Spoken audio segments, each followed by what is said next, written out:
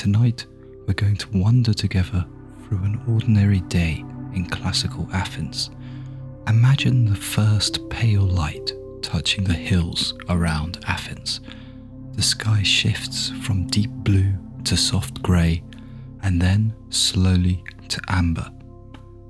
The sun hasn't yet cleared the horizon, but the city is already stirring. In one home, near the centre of the city, a man wakes up on a low wooden bed. The frame is simple, the mattress stuffed with wool or straw. He lies still for a moment, listening. Outside, a rooster calls, then another answers from a neighbouring courtyard. He rises, barefoot on the cool packed earth floor. The air is fresh, almost cold. In the corner of the room, a small clay lamp still flickers from the night before. Its flame dancing in the draught. He moves quietly so as not to wake his wife and children sleeping in the next room. In the courtyard, there's a basin of water. He pours water from a clay jug over his own hands. The water is cold, drawn earlier from the public fountain. He splashes his face, rubs his eyes, wipes his hands on a linen cloth hanging nearby. It's a small ritual, but it marks the beginning of the day. He pauses by the hearth in the centre of the courtyard. The embers from yesterday's fire are still warm. He crouches down, adds a few sticks of dry wood, and blows gently until a small flame catches. The smoke rises straight up in the still morning air. He murmurs a brief prayer, just a few words, an offering of thanks to the household gods. Nothing elaborate, just a habit, like breathing. In the kitchen, bread dough has been prepared the night before. The smell of barley fills the room, earthy and warm. Bread is baked every day, sometimes twice a day. It's the foundation of every meal. He shapes the dough into flat rounds and sets them near the hearth to bake on hot stones. He takes a piece of yesterday's bread, hard now, and dips it into a cup of wine mixed with water. The wine is thin, more water than wine, really. It softens the bread. He eats slowly, standing in the courtyard, watching the light grow across the city. Other homes are waking in much the same way. A woman in a modest house near the agora is already up, her hair tied back, moving through the dim rooms with a lamp in her hand. She checks on her children, still curled together on a mat in the corner. She adjusts a blanket over them and steps into the courtyard to begin her own tasks. The rhythm is familiar, comforting even. Water to fetch, grain to grind, the day's meals to prepare. As the sun finally lifts above the hills, the streets of Athens begin to fill. Not all at once, but gradually, gently. A farmer leads his donkey through the narrow lanes, heading toward the city gate. The donkey's hooves clop softly on the stones. The farmer carries a hoe over his shoulder. His fields lie outside the walls, a walk of perhaps an hour.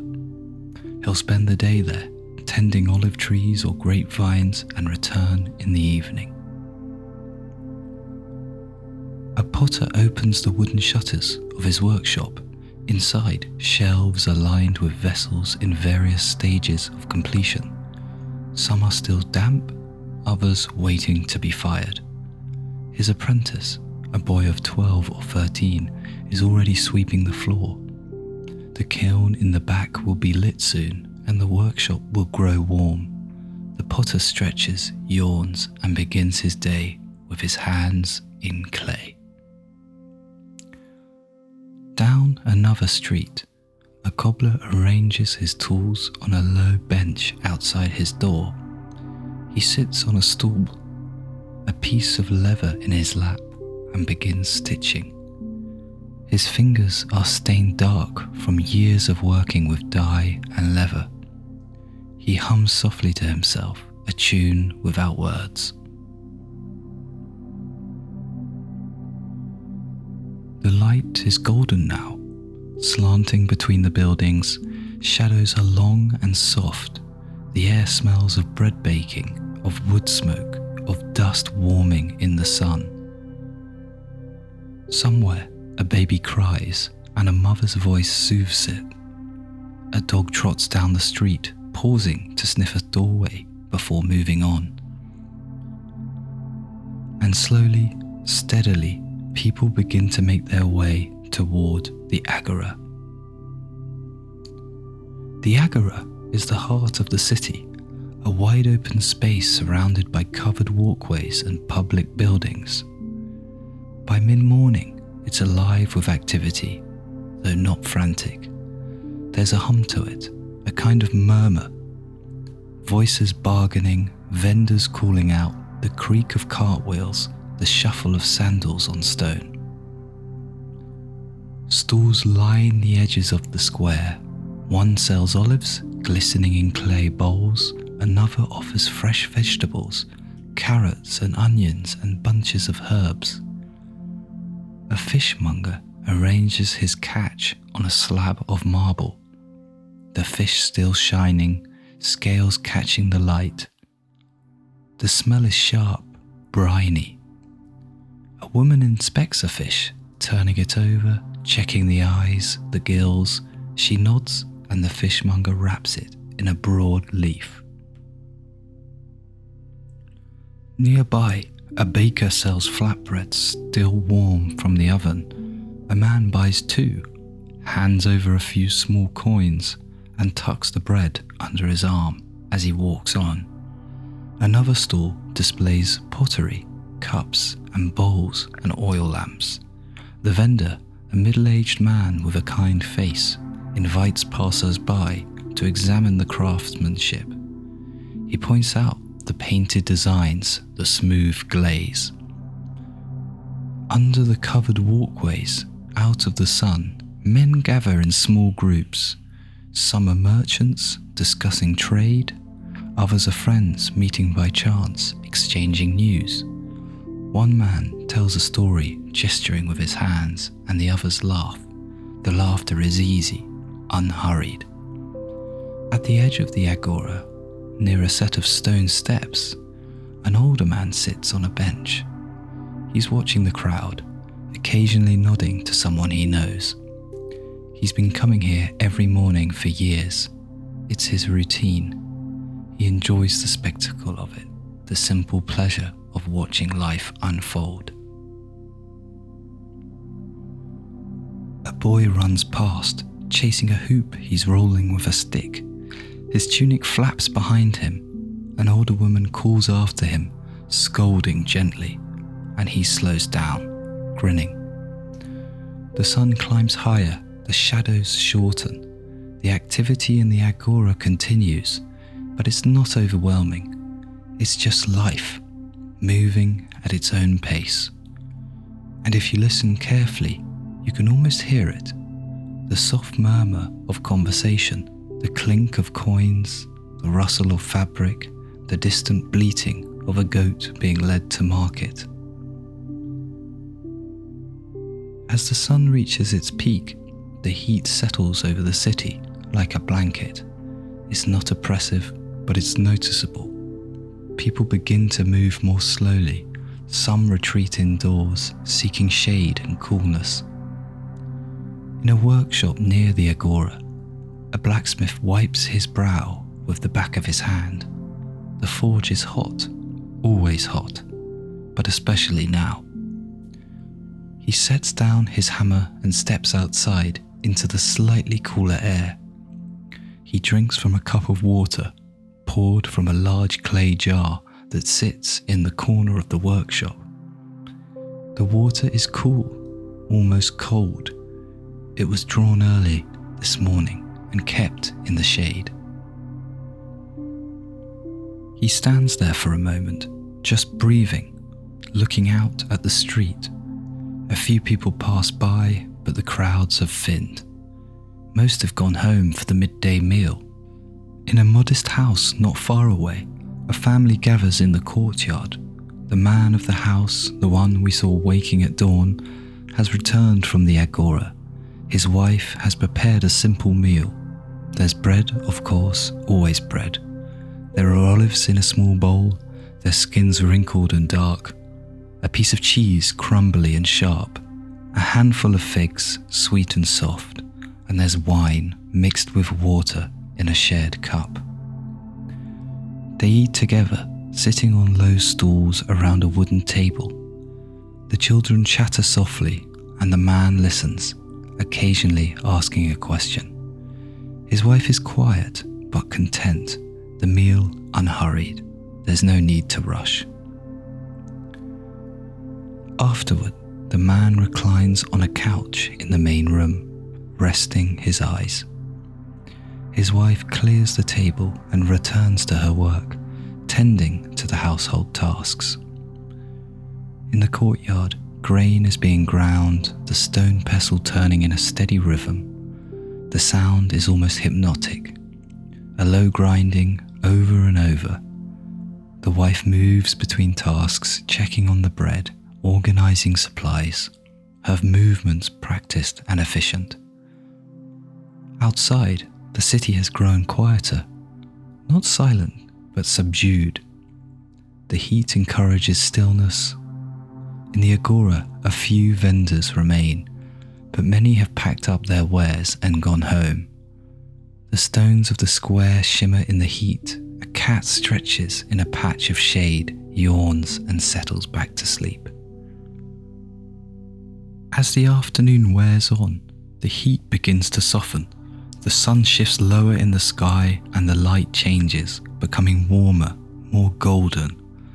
The city begins to stir again, gently. In the potter's workshop, the apprentice is carefully painting a design on a vase. His hand is steady, the brush fine. He's painting a simple pattern, a row of leaves around the rim. The potter watches, offers a quiet word of advice, then returns to his own work, shaping a bowl on the wheel. The wheel turns and the clay rises and falls under his hands. It's meditative work, requiring focus but not hurry. In a home nearby, a woman sits at a loom in the courtyard.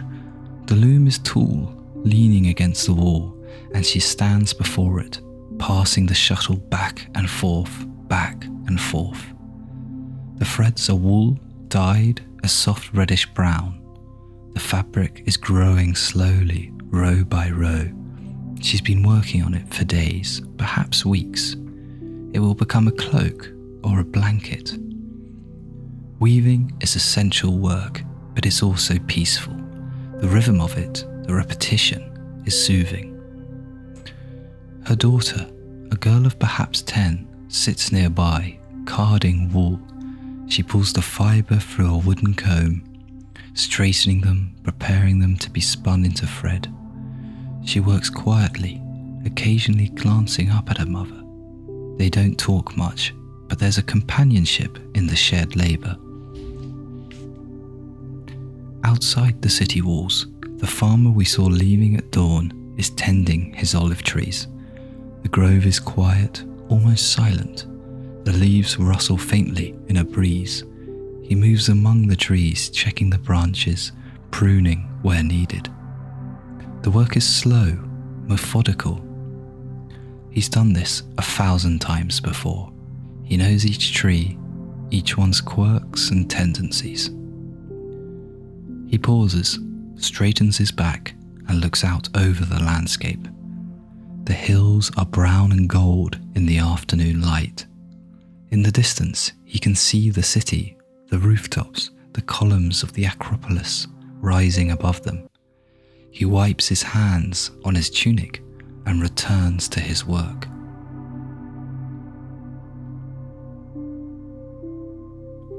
The light is slanting now, longer shadows stretching across the streets. The air cools, just slightly. People emerge from their homes refreshed. Some head back to the agora, which is beginning to fill again.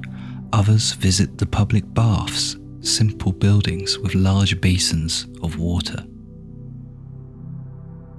In one bathhouse, men sit in the water, conversing quietly.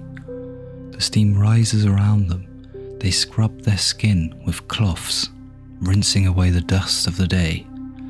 Afterward, they sit on benches, drying off, feeling clean and relaxed. It's a small luxury, but a treasured one. Back in the home we've been visiting, the family is preparing for the evening. The wife is in the kitchen, chopping vegetables herself, onions and leeks. She tends a pot over the fire, stirring a thick stew. The smell is rich, savoury. Bread is being baked again. Fresh rounds for the evening. Her older daughter helps, learning the skills she'll need for her own household someday. The man of the house has bathed at the public bathhouse and returned home. He's changed into a clean tunic. His hair is damp, combed back.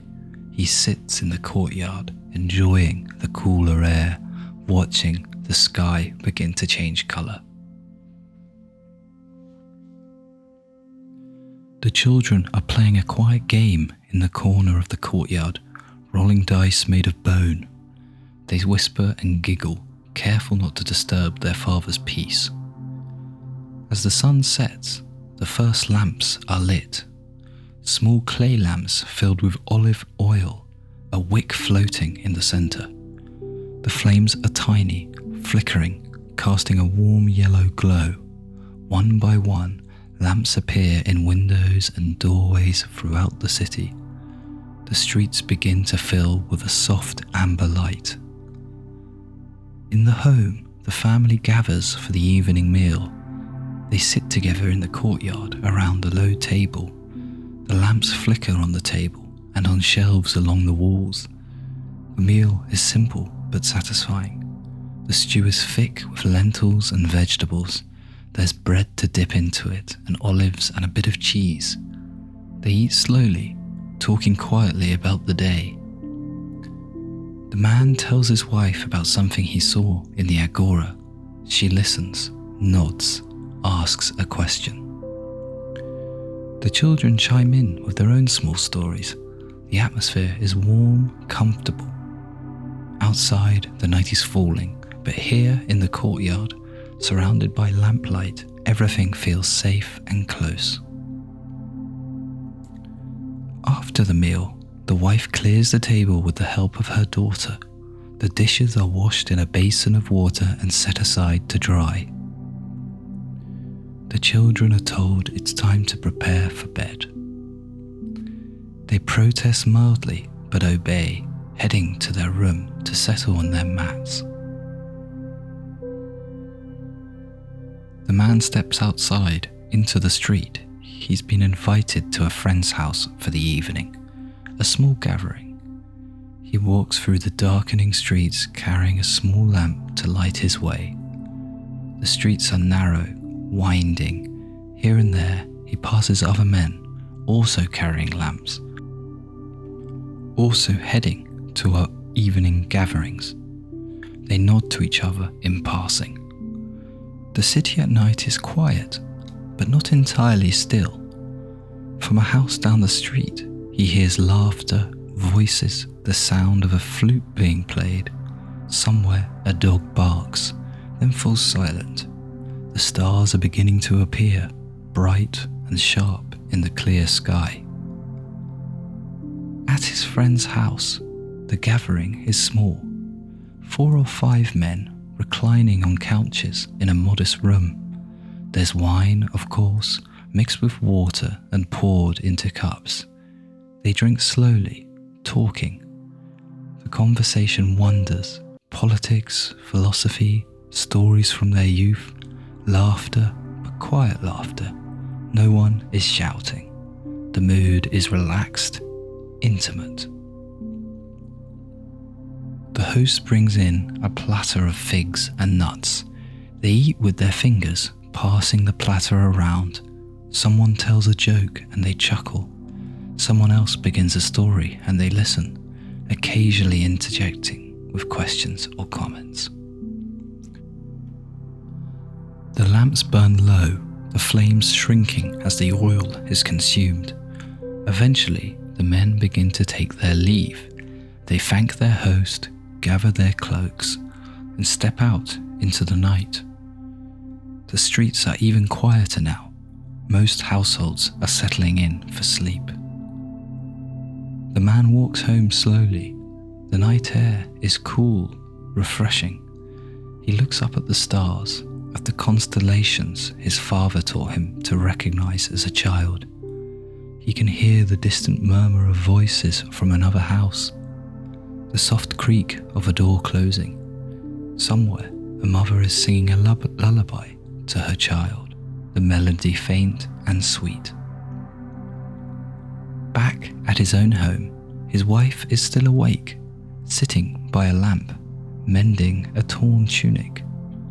She looks up as he enters and smiles. He sits beside her for a moment and they talk quietly. Then, together, they extinguish the lamps one by one until only a single lamp remains, its flame small and steady. They check on the children who are asleep, breathing softly. Then they retire to their own room, to their own bed. The city around them is settling into sleep. The sounds grow fewer, more distant. The creak of a cart in the distance, the bark of a dog, the rustle of wind in the olive trees on the hill. And slowly, gently, Athens grows quiet. And so the day ends as it began, with the quiet rhythms of home and hearth. The lamps go out, the fires die down to embers, the city rests and the people rest, and tomorrow the sun will rise again, and it will all unfold once more in much the same way. Thank you for joining me on this quiet journey. I hope it brought you some peace. Sleep well, and may your dreams be gentle.